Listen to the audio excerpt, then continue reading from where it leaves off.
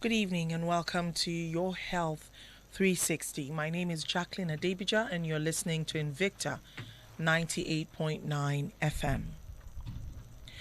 They say the advent of antibiotics in human medicine radically changed the life expectancy of human beings for the better.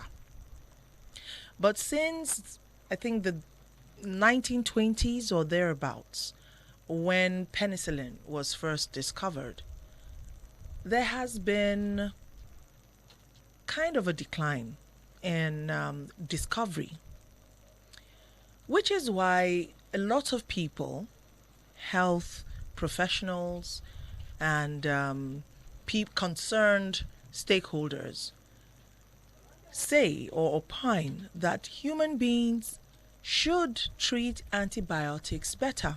We should treat them with reverence. We should treat them with care. Because what we see is a lot of carelessness happening amongst the human race. And it is beginning to breed a different set of bacteria and, parasites of all sorts. It's not good news. It's not good. And that's why today on the program, Your Health 360 with Dr. Bello, Khadija, Muhammed, we will be talking about antibiotics, what you should know. Dr. Bello, Khadija Muhammed, you're welcome. Is Dr. Khadija Bello Muhammed, you're welcome. I want to call that in the correct order. You're welcome. Thank you for having me. It's great to have you in the studio with us on Your Health 360 this evening. It's a pleasure. Thank you. Thank you very much for having me. All right, so we're talking antibiotics, what you should know. And it's only right that we start from the beginning, which is the history and definition of what antibiotics are. But before you launch into that, I would like to quickly announce, of course, that we're live on Facebook. So you can go there and drop your questions or observations so that I can take it in real time and, give those questions to the doctor so that she can respond. Otherwise, if you're not on Facebook, you can also reach me via the number 09072703270. You can send it via text or post it to me on WhatsApp via that number too. All right, so Dr. Khadija, the history, origins of and definition of what antibiotics are. So antibiotics, um, they are substances that are derived from microorganisms or they are produced synthetically, which are used to slow or kill the growth of pathogens. So we have mainly two types of antibiotics. We have the natural ones and the synthetic ones. The natural ones, example, they are gotten from the bacteria or the fungi. In case of penicillin, which is gotten from a fungi, which is among the um, first antibiotics in history, gotten from by Alexander Fleming. And for the bacteria, we have examples like tetracyclines. They are all gotten from bacteria. They are antibiotics gotten from bacteria, while we have the synthetically made ones. And antibiotics are classified based on, there are different classes of antibiotics. We have those based on antimicrobial activity. So there are some that are bactericidal, which means it kills the bacteria. Decidal means it kills the bacteria. Okay. While bacteriostatic, which means it limits the growth of the bacteria. It slows the growth of the organism. And we have based on spectrum of activity. We have broad spectrum and narrow spectrum. The broad spectrum, which it means it acts on wide range of organisms, while the narrow spectrum acts on maybe one organisms. So, and the antibiotics can be taken either orally, topically, and it can be given as an injection either intravenously or intramuscularly. Okay. So, what are the qualities of a good antibiotics? Okay, antibiotics should be able to kill or inhibit the growth of a pathogen. Okay, it should not cause damage to the harm, and it should not cause allergic reaction to the host, and it should limit resistance. It can also be stored in. It should be able to be stored in either liquid or solid form. So, there are a lot of diseases that antibiotics are not going to act on. Example, we have this common cold, flu, all these viral infections. Antibiotics do not act on them because they are caused by other pathogens such as viruses, and viruses have their own different medications to be used on. So and the importance of antibiotics here is one needs to be able to complete a course of antibiotics for it to be able to work, and for it to be able to prevent resistance, which is the dilemma we are having in this on health. So when are antibiotics needed? We need to be able to know that antibiotics are not just to be taken anyhow. So there is a specific time that one needs antibiotics. It should be decided by a doctor, and that decision should be based on investigations and based on the diagnosis made. So, and how do we use antibiotics correctly? Okay, we have to follow instructions carefully. When instructions are given to us, we follow them carefully, and we should be able to complete a course of antibiotics even if we see that we've achieved what we want, we are feeling better, much better. So we should try and complete the dose, because some organisms can still survive and reinfect the host. Okay. Let me jump in here, because you've given us a lot of information and I want us to break it down. You talked about the antibiotics that kill completely, Yes. and then you talk about the ones that reduce, Yes. or make the organism or parasite kind of paralyze it. Yes. What under what circumstances do you use the one that kills completely, and then under what types of circumstances do you use the type that just suppresses, yes, that just kind of paralyzes the organism? The organism. Okay. In cases of infections of the brain, Okay. it's a very delicate organ that we have to kill the organism completely from infecting the brain, like in meningitis and some other diseases, like in heart problems. So we have to kill the organisms completely. But in cases of this this typhoid, and usually they are normal floras in the abdomen, in the intestine. Okay. Yes. So when they are when they proliferate, yes, become when they too many. proliferate and are too many, Yes. so which leads to the infections that we get there. So if we suppress them and they are like little quantity, so it goes back to yes, helping the body, yes, instead of working against the body. Okay, so it is in those circumstances now that we use those types of antibiotics. Bacteriostatic. And yes.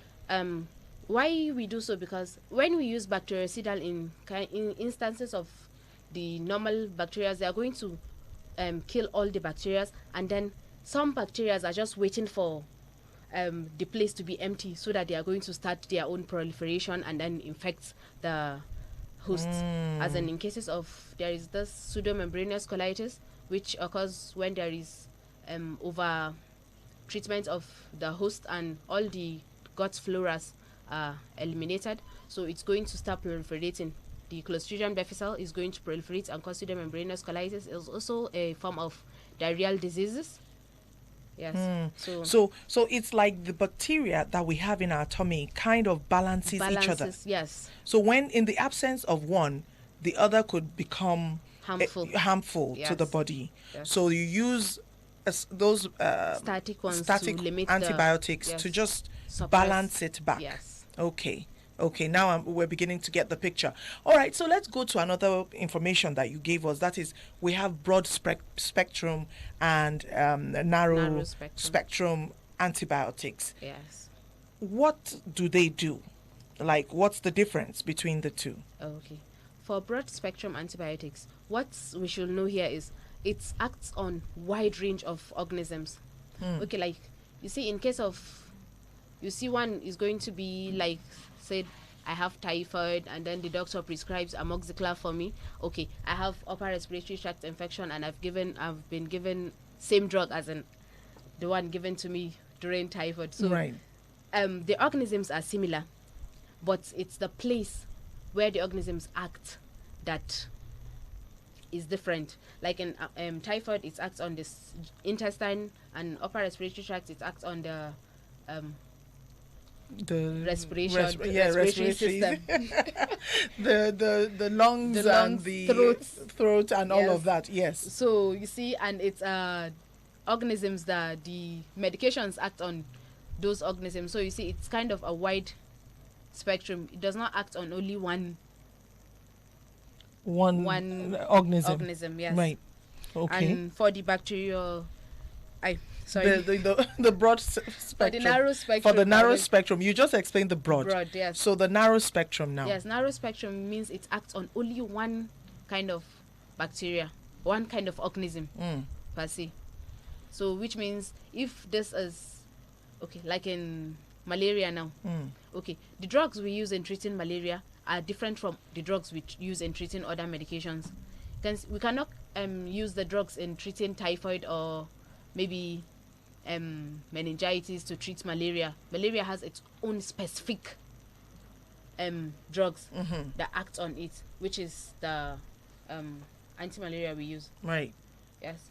So that's the difference between broad And narrow spectrum. narrow. Yes. Right. Then something else that you talked about. You talked about their classifications. Yes. You know, antibiotics actually have different classifications apart from the broad and narrow. Or are these the classifications you were talking No, about? the broad and narrow are under a sub-classification also. It's usually classified as based on antimicrobial activity, spectrum of activity also. Okay. And okay. then how should I explain this one? The types. You know, we have different types of antibiotics. We have those that act on the cell wall, this one is microbiology. Right. Acts on the cell wall, acts on the host itself, and so on and so Okay. forth. Okay.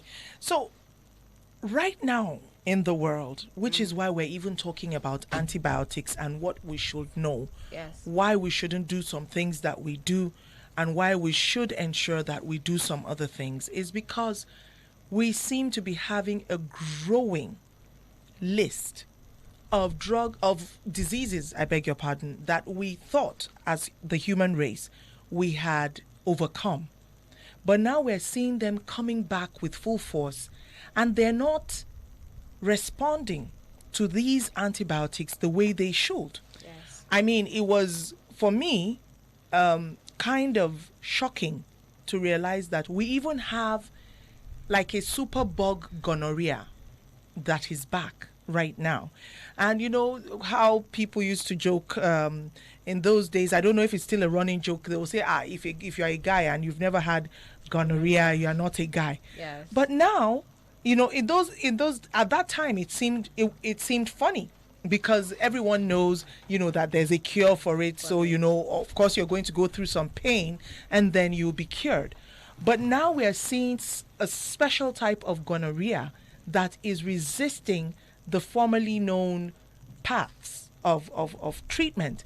And it's not just gonorrhea. We have staphylococcus. We have so many of them.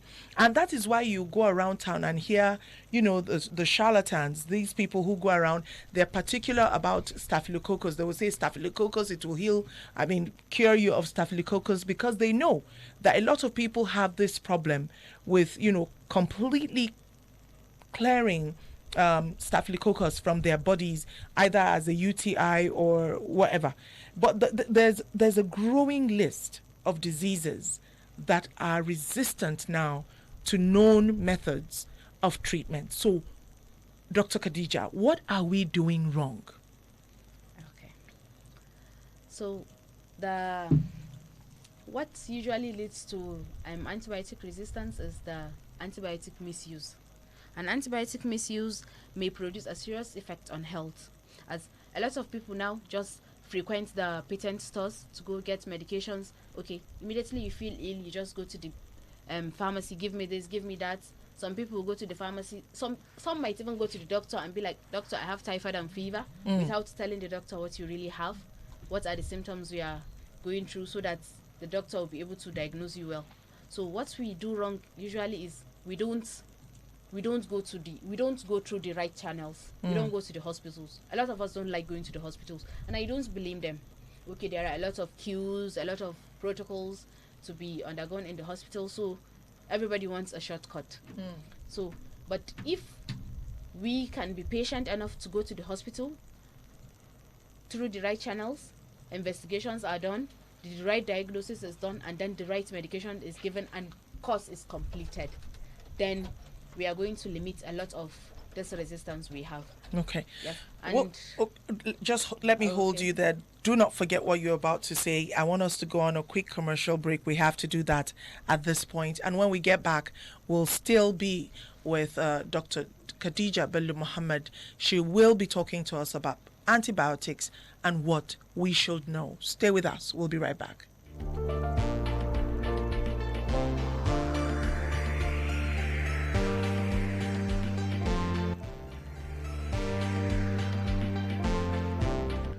All right, welcome back from that commercial break. Still with Dr. Khadija Bello Muhammed in the house, and we're talking about antibiotics, what you should know. And she has, oh, well, before we went on this break, she had actually told us about the origins of the antibiotics. It tried to give us its history and what it actually does, the classifications as best as she can, so that we could really understand what she's saying. Now, before we went on that break, she had started saying something about, when we're talking about the resistance and what we have actually done to contribute to that resistance. Yes. Okay. So in combination antibiotics also, it helps prevent resistance. For treatment of malaria per se, we use combination antibiotics. We call it ACT.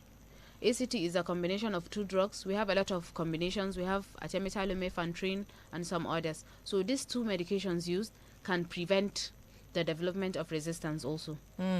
Yes. Okay, so that's very interesting. This antibiotic, the ACT, this combination therapies that we have that is common for the treatment of malaria is actually antibiotics? Yes, they're antibiotics.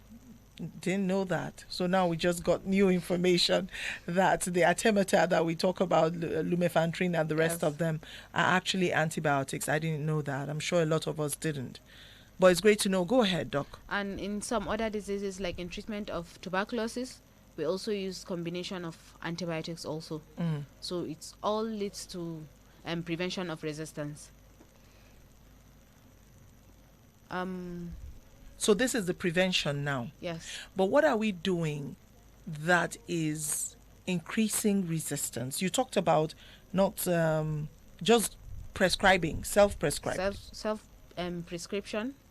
Not completion of the course of medication also, and how will I say, abuse of antibiotics, like just getting medication over the counter. Okay, it's still the same thing. Yes. Okay, so why don't I tell you some of the things that I've heard people do, and then you could advise as a doctor. Okay. Now, someone was telling me the other day, a guy that, look, whenever he's had unsafe sex, he just goes out to get penicillin, ampicillin. The purple and black one, the one that is like purple and black, the color, I think it's purple and black. Ampiclox.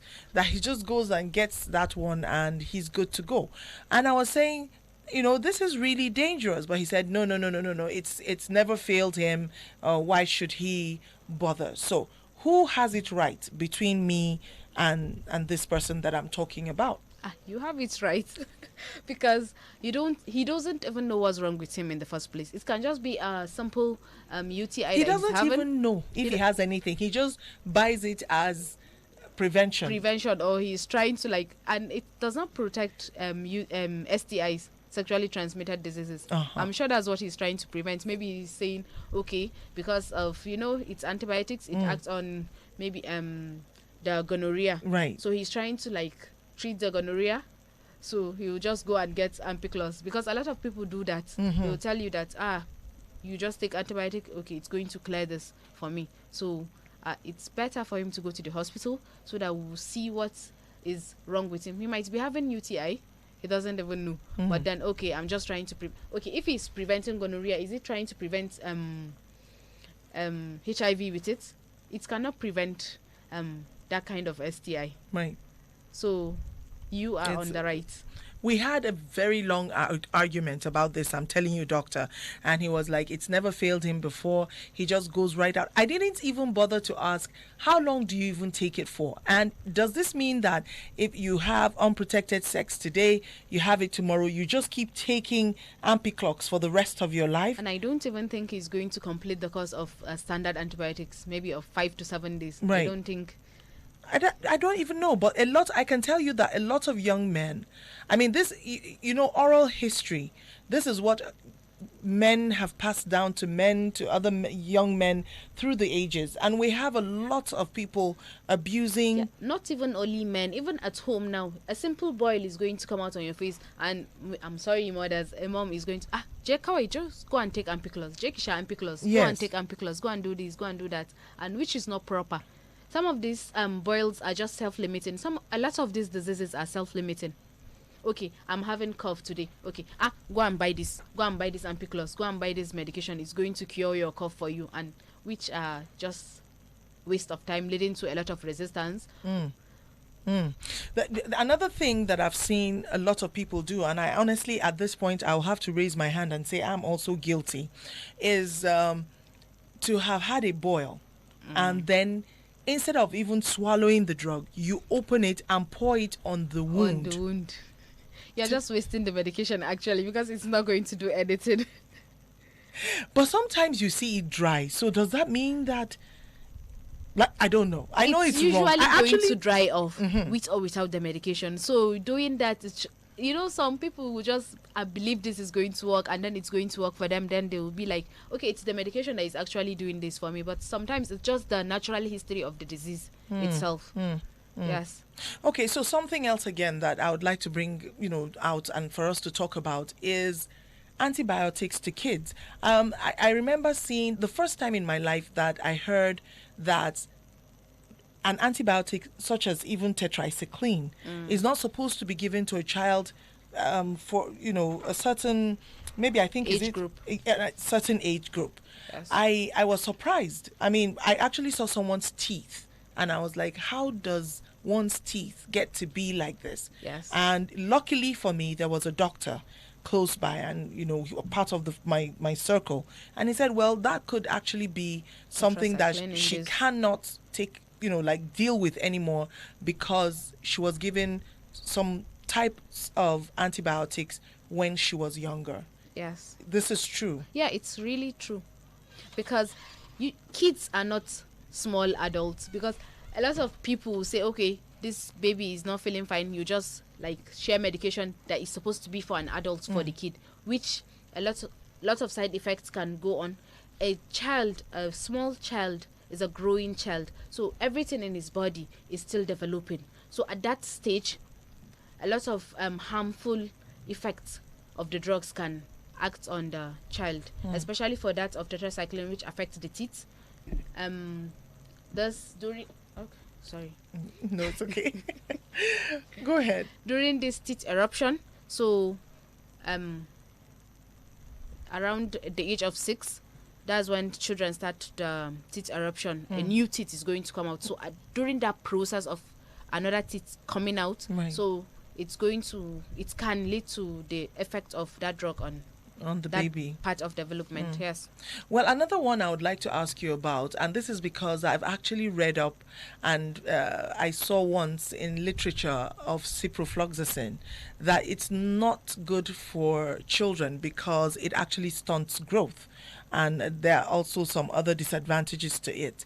How true is this? Because we have this cipro being, in some cases, prescribed to young children and growing children. I'm talking about teenagers. Yes. Like that.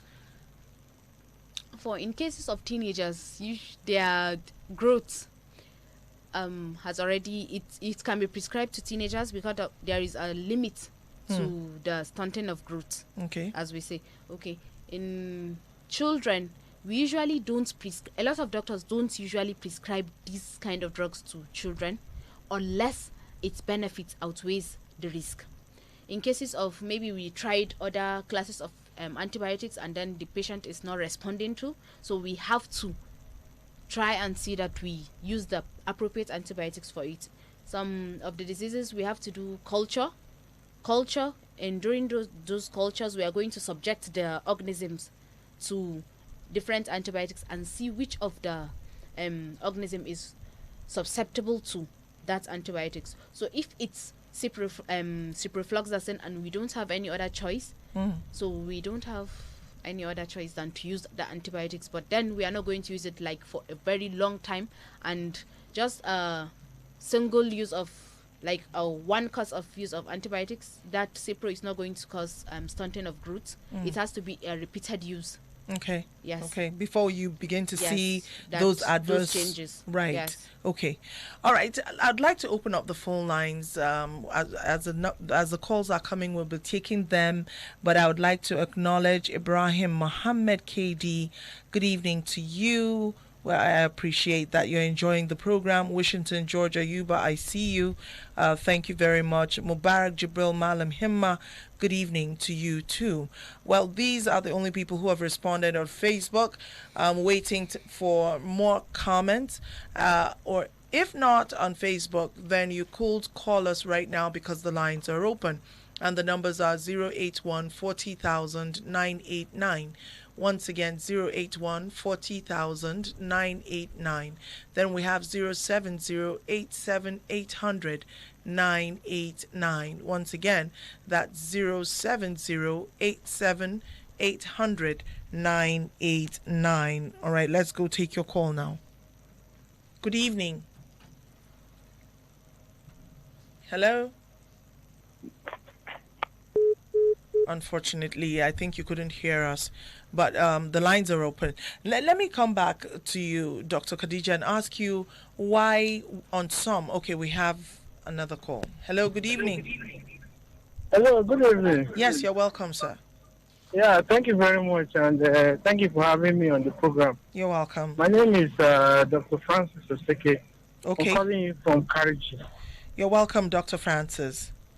Yeah, I think I must commend you for the program, quite insightful. But I have some concern about the general conclusion from Dr. Khadija. Okay. You see, we are Africans, okay? That's not what we do.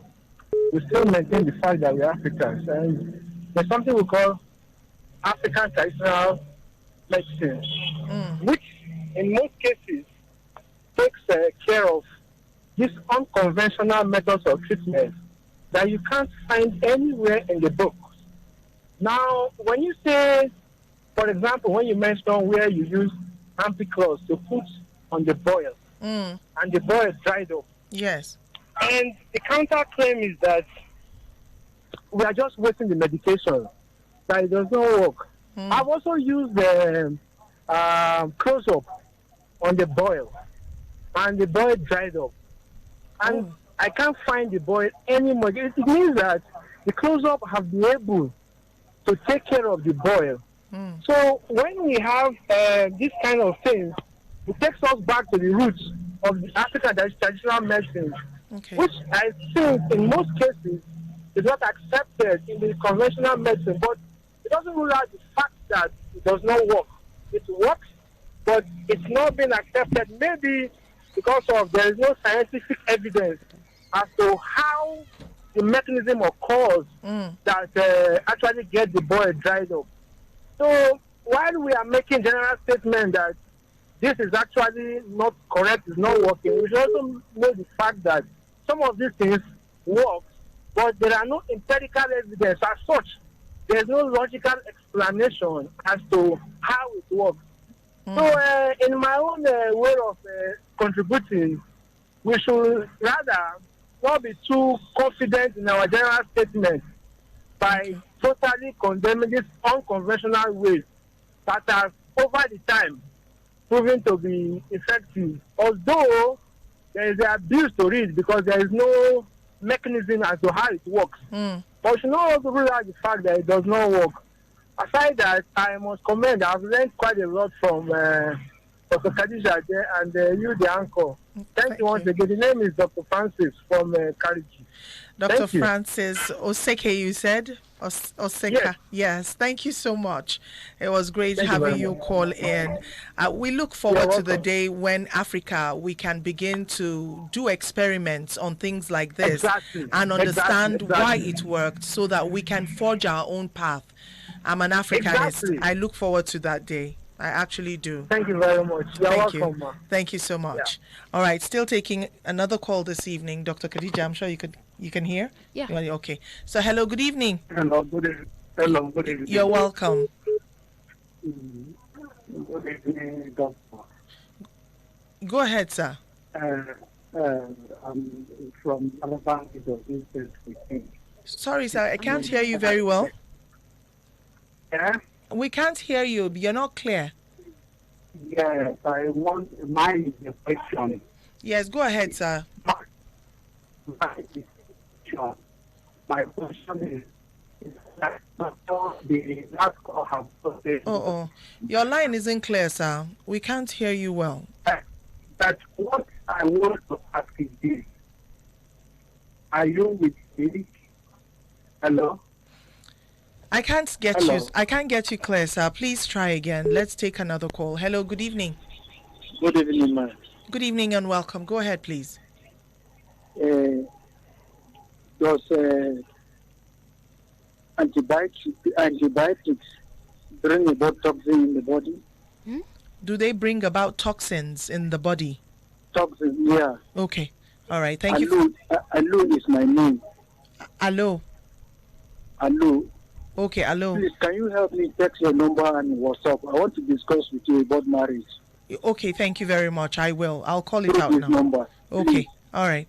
No, please, I can't. If another call comes in, I won't be able to keep your number. So just listen with a pen and paper. I'll call the number again. Okay. All right. Thank you. Hello, good evening. Good evening, ma. You're welcome. My name is Joy. Okay, Joy, you're welcome. Go ahead. I'm calling this station because I want to let you wish me happy birthday. Today is my birthday. Okay, happy birthday to you, Joy. I was wondering why you called, but I was just waiting for your question. Happy birthday. We wish you all the best. Today is Children's Day, and your voice tells me you're a child. So here is saying happy birthday to you. Long life and prosperity, and happy Children's Day. Enjoy the rest of your birthday, Joy. Hello, good evening. Good evening. Hello, good evening. Yes, you're welcome. Good evening. Yes, go ahead, please. I want to ask a question. You see, there was a time I felt some reaction from my body. I went for test, and they diagnosed that I have some of I don't know, you say a growth. According to the result, they say it's a growth. Okay. But unfortunately, I didn't ask doctor what type of growth is that. They prescribed some drugs for me, which I took, and they think I am free. Okay. But last year, it happens that I started feeling another different types of reactions in my body. Like sometimes I have like at my foot is somehow scratch me, in me, you see, and I something moving in my in my skin, as if there is something, sometimes in my laps I feel it as a muscle pull. So I don't know. I say let me ask what should be cause of that. Thank you. And thank you very much, sir. I think you should go back to the hospital because you don't even know what growth it was. I think it's only right that you ask the doctor because I don't know if Dr. Khadija would be able to tell you right off the bat what that could be. But I do know that you really need to go to the hospital, particularly because of this feeling that you have like things are crawling under your skin, because, it might be something serious. psychological, Yes. or, so yeah, you need to go back to your doctor, sir, hopefully. But about the antibiotics and toxins, okay, so we have a lot of calls, Dr. Khadija, but do not forget, can antibiotics bring toxins into the body? Hello? Let's take this call. Good evening. Good evening, Jacqueline. Yes, you're welcome, sir. Go ahead. We went to the doctor. Sorry? Because Your line is breaking up, sir. Unfortunately, we couldn't get you, and your line went off. Okay, you are still there. Hello? No, we can't hear you, sir. Please, could you try and call back? Hello, good evening. Hello, good evening. You're welcome. Please go ahead. This is Silas calling from Naria. Silas, you're welcome. Go ahead, please. Yes, you are doing a good job. Thank you very much. Yes, the problem I'm having here is I have, like the other person have complained. Okay. So in my throat, something is moving up and down, and it's not turning. Sometimes it's like it's drying my throat, it's drying my saliva. I don't know what is the problem. So Okay. I just want to lay a complaint. Okay. All right.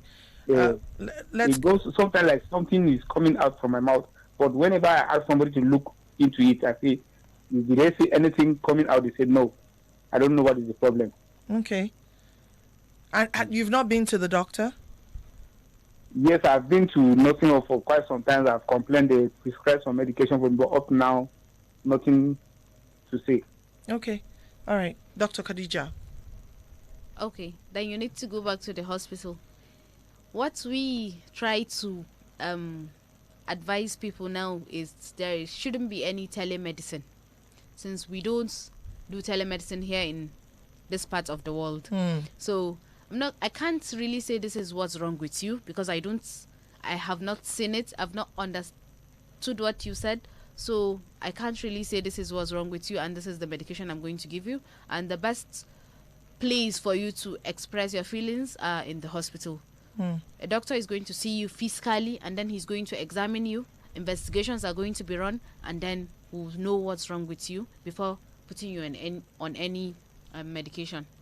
Okay, can I quickly add, Dr. Khadija, you see, for the common man, especially in Nigeria, there are very few options, or people feel there are very few options. So if you've been going to the nursing home and you usually go to the general hospital because of cost, you can change from the nursing home, or where we call Barao Diko today. You can change and go to Yusuf and Soho, or you can go to Gwamna Awan. They're all government hospitals. But the trick there is that you'll be seeing a different doctor who will have a different perspective. So stop going to the same place. You could change general hospitals. You could actually change. I think that is also something else, because some doctors don't give you time to explain yourself. I don't know what could be coming out of your throat. I don't know if worms could come out through the throat like that. No. Like what then is moving and then causing for saliva to dry? So you need to go and see a doctor. And honestly, for situations like this, the earlier the better.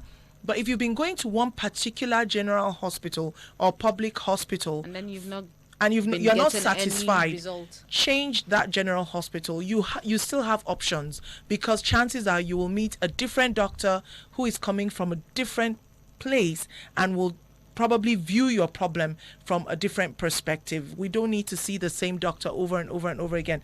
But we still have so many calls, but about the toxin, antibiotics and toxins in the body, can it cause toxicity in the body? Yes, antibiotics can cause toxicity. This that we talked about, the darkening of the teeth, it's also a toxicity of an antibiotics, and other side effects also do come.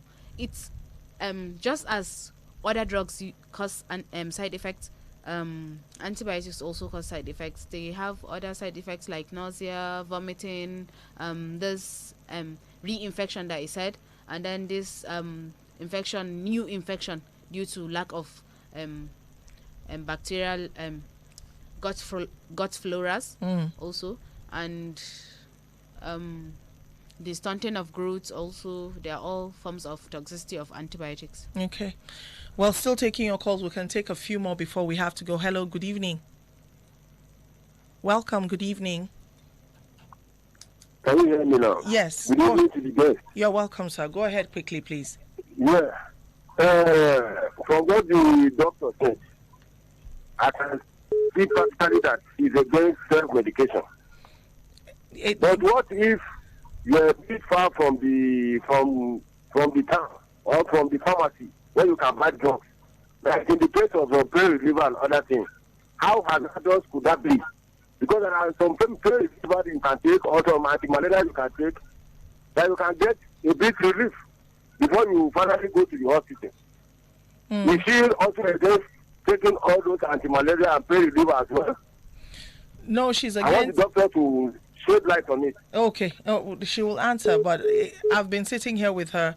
She's not against you looking for, something to ameliorate your pain before you get to the hospital. But as she rightly should, she said we should be very, very careful with antibiotics. And if you were here in the beginning, we've talked about so many diseases now that are coming back in a very, very frightening manner.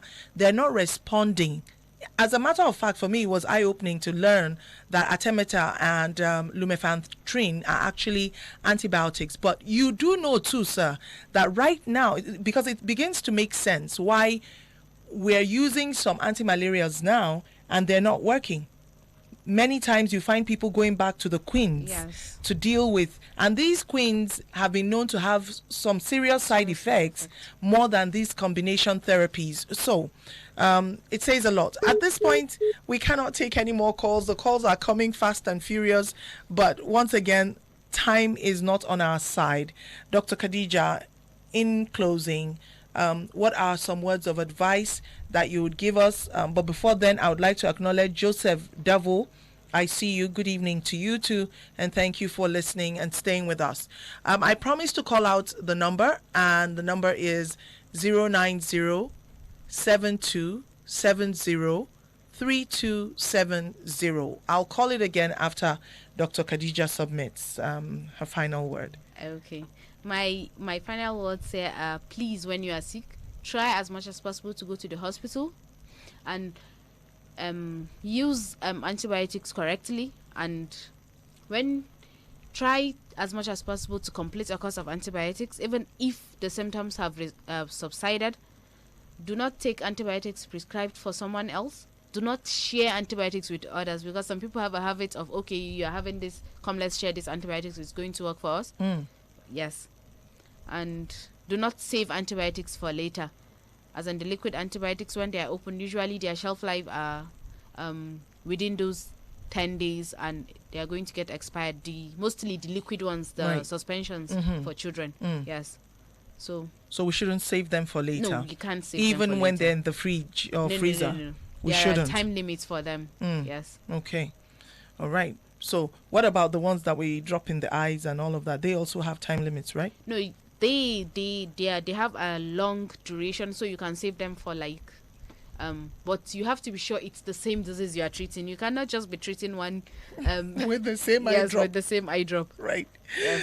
God will help us in Nigeria. Because of cost, we are always looking at that bottom line. Cost. So we save everything. So but sometimes looking at that bottom line can prove to be even more expensive at the end of the day, because it could do even more harm than good. Dr. Khadija Bello Muhammed, It was a joy to have you. The time just flew by so fast. Thank you so much for coming to speak with us today on antibiotics and what you should know. Yes. You're welcome. Well, until next week, like I said, I'm calling out that number once again, so I hope you get it this time. If you haven't gotten it before, the number that you can reach me by, send me a text message, would be 09072703270. Thank you so much. You can reach me on WhatsApp. It doesn't have to be a text message. You can reach me on WhatsApp with that number. Until next week, when we hope to come your way again, please take the advisory about antibiotics very, very seriously. We're having more and more antibiotic resistant bugs out there. We don't want that. We don't want it because there haven't been new discoveries since the lull that we've had in the 1950s. I think the last time all these antibiotics we're using today and seeing, many of them were discovered between the 1920s and 1950s. And since then, we've been managing ourselves. New bugs that are coming, and this time around stronger with armor against these antibiotics, do not spell a good omen for us at all. Before penicillin, people were dying from very, very ordinary things that we just sniff at today. So you can imagine if we start to have bugs that are resistant to the antibiotics that we have now. So please, let's take the advisory from Dr. Khadija Bello Muhammed very, very seriously. Until next week, have a victorious weekend ahead.